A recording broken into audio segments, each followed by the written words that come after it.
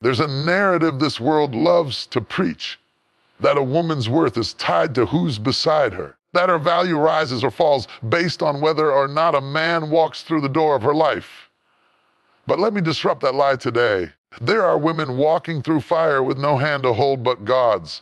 There are women paying every bill, raising children, running businesses, battling demons in silence, and they are still standing.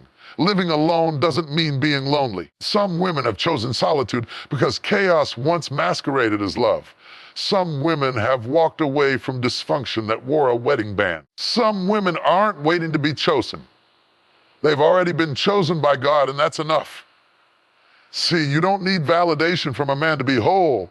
The wholeness is already in you. You are not a half looking for another half. You are a complete woman, mind, body, soul, and spirit. And yes, there may be moments when your bed feels empty, but your heart is full. There may be moments when no one asks how your day was. Heaven leans in every night to hear your prayers. You have divine companionship. You are never abandoned. You are never forsaken.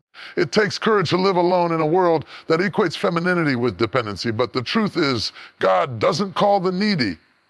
He equips the willing. And some of you are more equipped in your singleness than others are in their marriages.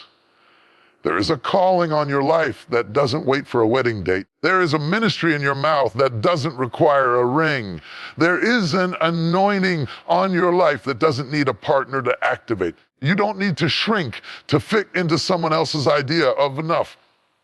Your identity is not wrapped in who left, who stayed, or who never showed up. Your identity is rooted in God, and if no man ever comes knocking, the purpose still lives, the oil still flows, the legacy still builds. So walk boldly, woman of God. Dress your table for one, pray over your house. Anoint your own head with oil and keep walking. Your journey is not lesser, it is holy. There is a false idea rooted deep in society that a woman is somehow incomplete if she walks through life without a man by her side. From movies to music, from family gatherings to cultural expectations, the message often rings loud and clear. You're supposed to be with someone. You should want a man. You must be missing something if you're alone. We must stop confusing solitude with deficiency.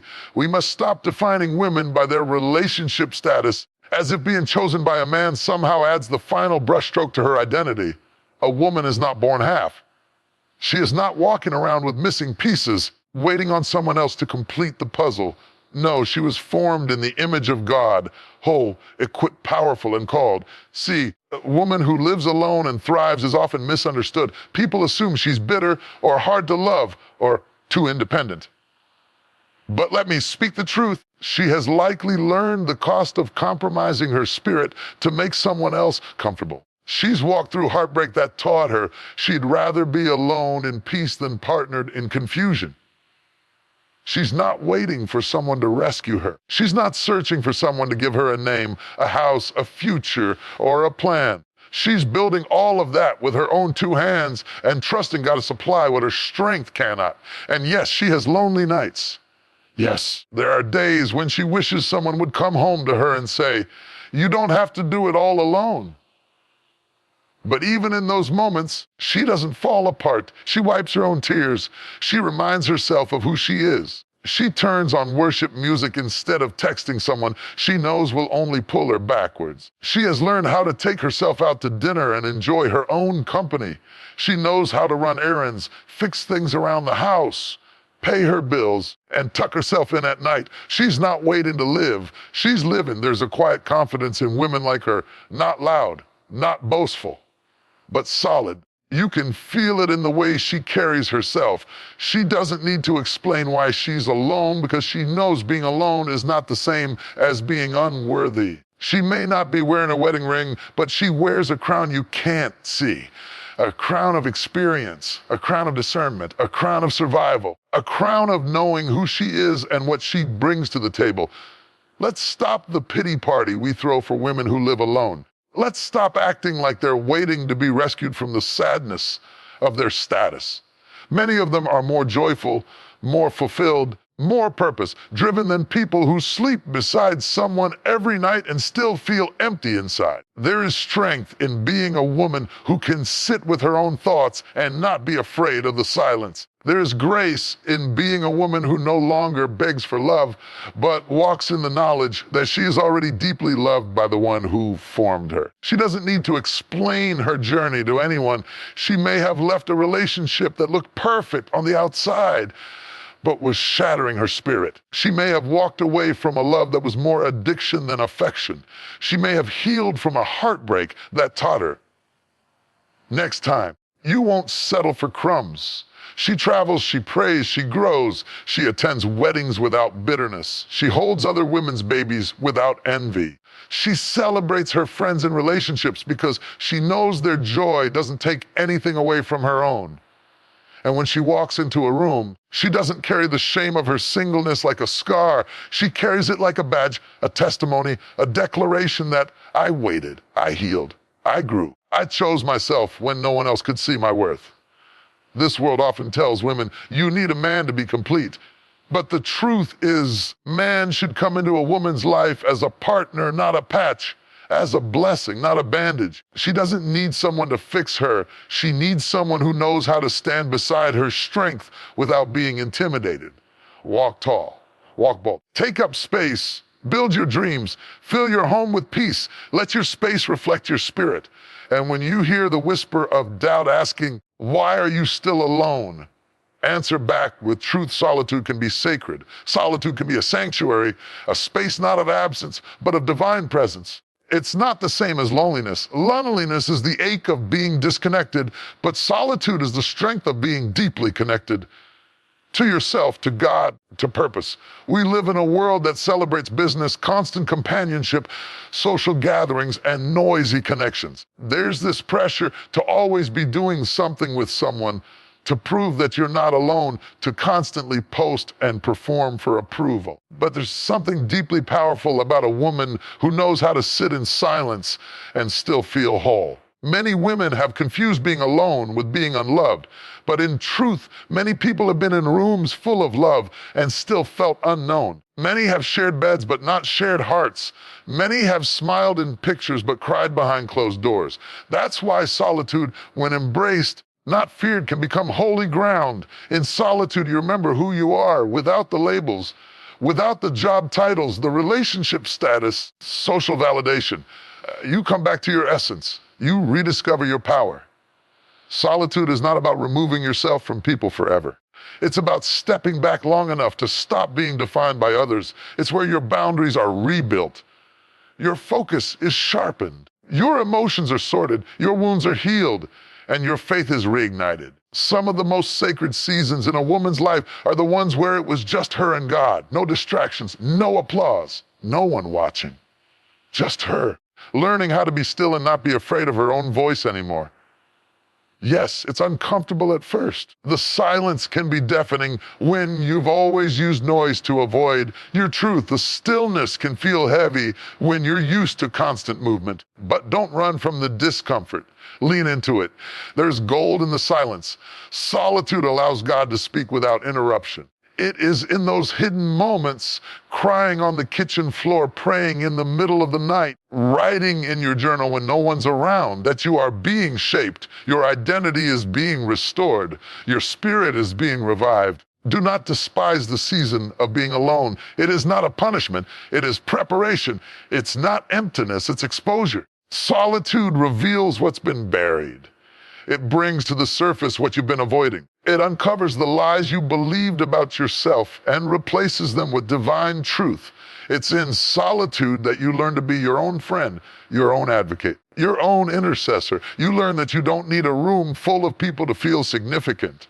You just need presence, real, holy, grounding presence. You start to enjoy your own company. You pour your coffee and sit in the sunlight without needing a conversation to validate your morning. You go for walks and hear the wind speaking peace to your soul. You begin to pray, not just to ask for things, but to simply be still known, loved. Solitude makes space for authenticity. You take off the mask. You stop shrinking yourself to fit into someone else's comfort.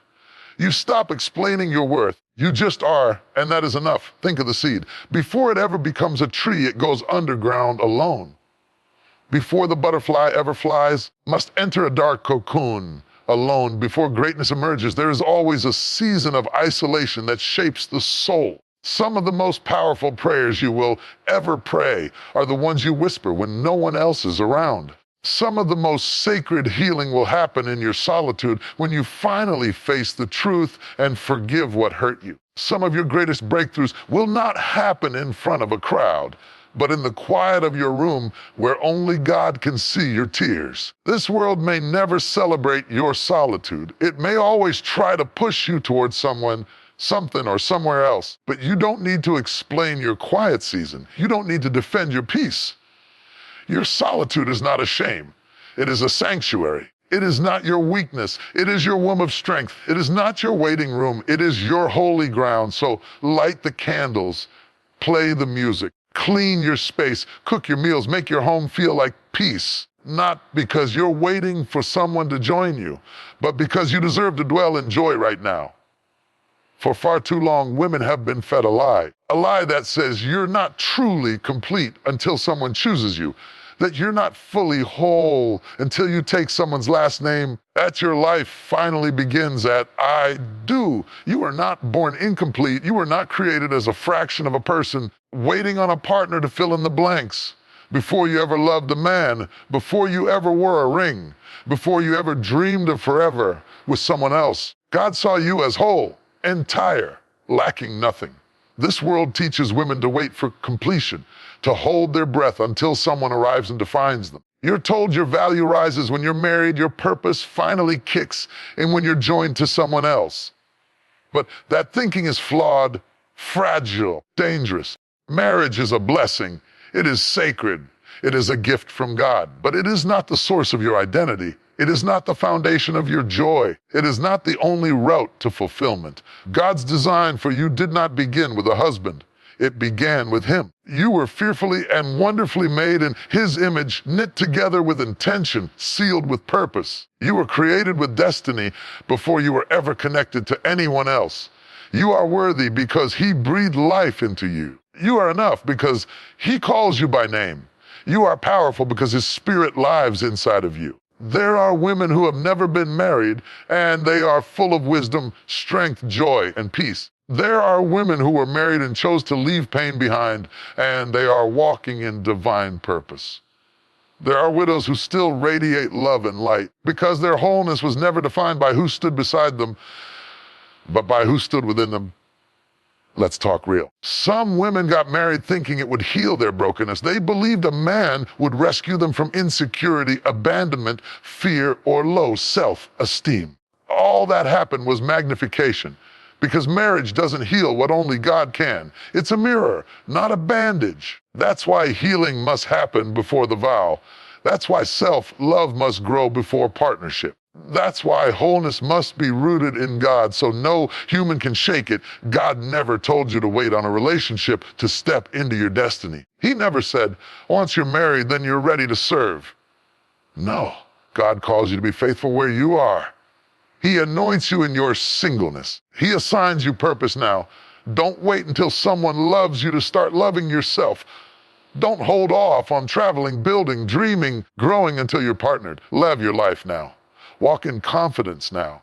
Speak boldly now. So stop measuring your success by whether someone has chosen you romantically. You have already been chosen eternally. God chose you when he formed you. God called you when he filled you. God sees you, loves you, knows you. And that is more profound than any human connection. There's a deep joy in knowing your value is not negotiable. There's a quiet strength in walking through life alone, but never empty. There's a divine confidence that grows when you understand, I am whole because I am his. So build your life, dream big, serve others. Take care of your body, nourish your soul, cultivate your gifts, start that business, write that book, pray with fire, praise without shame. One of the most damaging misconceptions ever handed to women is the idea that their real life starts after marriage. That purpose sits on a shelf somewhere, collecting dust, waiting for a wedding date to be marked on the calendar before it can begin. That somehow, without a partner, Their assignment is on pause. Let me boldly and lovingly tell you the truth today. Purpose does not wait for a partner. Destiny is not delayed because of your relationship status. Your calling is not postponed until you become someone's missus. Purpose is activated by obedience, not attachment. There are women right now, gifted, anointed, full of vision, holding back on their dreams because they've bought into a cultural lie that they need someone by their side before they can truly begin. They believe the home, business, the ministry, the healing, the dream, the movement, it all needs a man to legitimize it.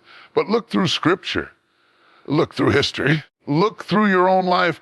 Some of the most powerful moves of God didn't start in the presence of a spouse. They started in the presence of God. Called Esther before she had a crown. God spoke to Mary when she was still unmarried. God gave Deborah authority in a time when women weren't even recognized in leadership. God gave purpose before people ever gave applause. Man may compliment your calling, but he is not the source of it. A marriage may enhance your journey, but it is not the key to your beginning. The moment God breathed life into you, purpose was ignited. That breath was not small, it was sacred. It came with assignments, gifts, wisdom, and vision that cannot be canceled or delayed by your marital status. Purpose teaches you how to walk in obedience before you walk in partnership. Purpose strengthens your faith, your discipline, and your voice. It teaches you to recognize your own strength, not so you can be self-reliant, so you can be spirit-led. Partnership can be powerful. A good man can bring support, strength, encouragement, and alignment. But if you think he is the prerequisite to your purpose, you'll make him your God instead of your guide. No man was ever meant to carry the weight of your destiny. Some of you are hiding your fire. You're dumbing down your voice. You're postponing your goals. You're shrinking to make space for a relationship that hasn't even arrived yet. You've got the keys to a kingdom God gave you. You're still standing at the door waiting for someone to walk in with you. When God already said, go. When heaven already opened the door. When the calling already came. When the gifts already started stirring. Purpose will not wait for you to feel ready. It won't wait until you're partnered. It won't wait until life is picture perfect. Purpose is calling you to move now, scared, single, unsure, but willing. Do you know what happens when you step into purpose before partnership? You become a woman of substance. You build something real. You grow into a woman who knows her value, who can't be manipulated by attention or destroyed by rejection. You know who you are outside of someone else's affection. You know what you're called to, whether someone joins you or not. And guess what? The right man, if he's part of your journey, will see that and honor it. He won't be intimidated by your purpose. He'll recognize it, support it, maybe even be inspired by it. Too many women are living in pause mode, waiting to be pursued before they pursue their destiny, waiting for a proposal before they propose that business plan, waiting for someone to lead them before they allow God to lead them. But God is not calling you to wait and wilt. He's calling you to move and bloom. Don't dim your light hoping someone will find you easier to approach. The right person will see your light and want to protect it, not put it out. And if no one ever comes along, you will still be found faithful. You will still leave a legacy. You will still live a life that pleased God and fulfilled what He placed inside of you. It doesn't wait for a hand to hold. Doesn't wait for approval from others. It waits for a yes from your soul. So let your yes be loud. Let it be full of power. Let it echo through every fear and doubt. Let it rise above every cultural pressure and expectation. Let it lead you, not into waiting rooms, into divine assignments. We live in a world that glorifies hustle, celebrates constant motion, and praises those who never sit still. You're told to grind harder, move faster, and do more. But there's a kind of strength the world doesn't talk about. A strength not found in noise or movement, but in silence, in surrender, in stillness. Real strength is not always loud. It doesn't always look like action. Sometimes it looks like stillness, and sometimes it looks like obedience in the quiet seasons where nobody's watching. There are moments in every woman's life where the temptation is to fix it, force it, figure it out.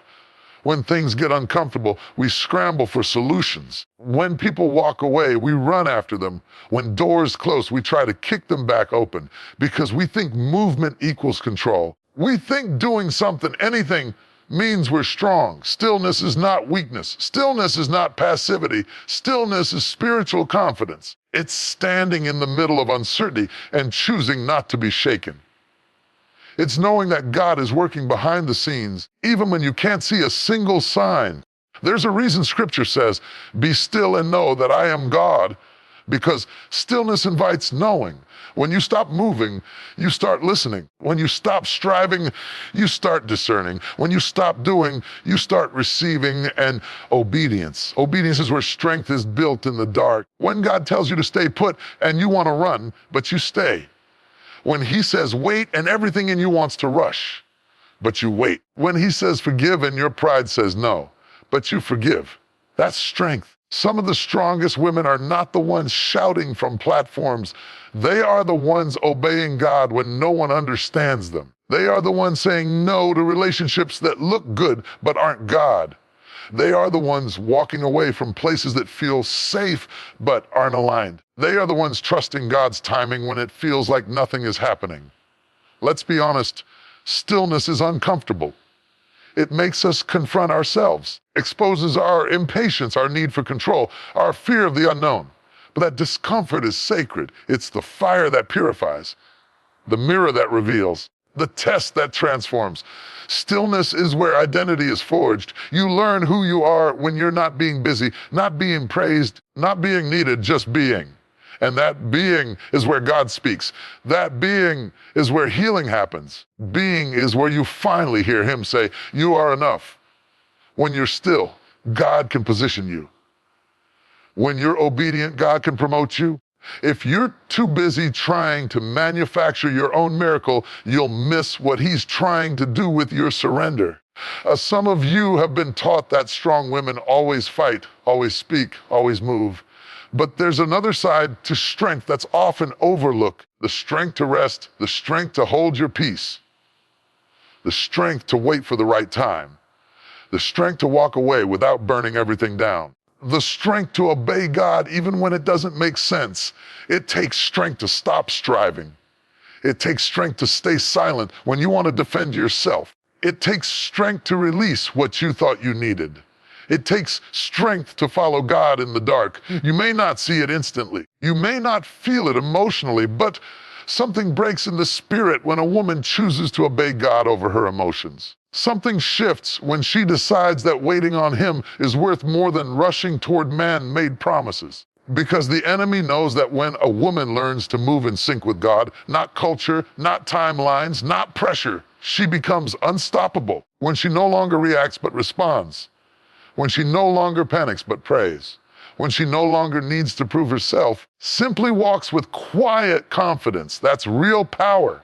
So if you're in a season where nothing seems to be moving, where doors are closed, where prayers feel delayed, don't mistake stillness for stagnation. God does His best work in the quiet. There comes a time in every woman's life when the silence gets loud, when the bed feels too wide, when the phone doesn't ring, when the ache for companionship pulses through her soul in quiet, persistent waves. The world around her seems to move in pairs, people holding hands, posting pictures, building homes, and she wonders, what about me? God is not a distant deity sitting in the heavens, disconnected from your need for love and intimacy. He is not oblivious to your desire for connection. He is not ignoring your tears, your longing, your ache for presence. In fact, He is closer than your breath. He is near in ways no human can ever be. He doesn't visit. You are His dwelling place. There is a holy intimacy available to you, not just on Sundays, not just during prayer, but every moment of every day. You are not walking this journey alone. You are not sleeping in an empty house. You are surrounded by glory. You are not eating dinner in silence. There's a King who sits with you. There is a friend who sticks closer than a brother. Yes, we were created for relationship. Yes, love is a gift. Yes, having someone by your side is a beautiful thing. But God never designed your emotional well-being to hang on whether or not a human shows up. Because humans are limited, flawed, fickle. They come and go, but God is constant. His companionship doesn't expire. His attention doesn't drift. His love doesn't depend on your performance. He's not here today and gone tomorrow. He doesn't fall out of love with you. He doesn't ghost you when you're vulnerable. He doesn't withhold affection when you're struggling. He sits in the silence. He meets you in the mess. He celebrates you when no one else claps. He listens when your heart says things your mouth can't form into words. Here's the hard truth. Many women miss it, not because God isn't present, but because we've been taught to chase the visible and ignore the invisible. We've been conditioned to believe that the love we can hold in our hands is more real than the love we hold in our spirit. The love of God is not a substitute for human connection. It is the source of it. When you understand that God is with you, really with you, your entire posture changes. You stop waiting to be chosen because you already know you were chosen before the foundation of the world. You stop begging for someone to love you because you already know you are the beloved of the Most High. Because when God becomes your closest companion, you walk differently, you speak with more authority, you stop settling, you stop compromising, you stop twisting yourself into shapes just to be good enough for someone to stay. It's not just spiritual, it's practical. God will sit with you in the car when you cry and can't explain why. He'll walk through the grocery store with you.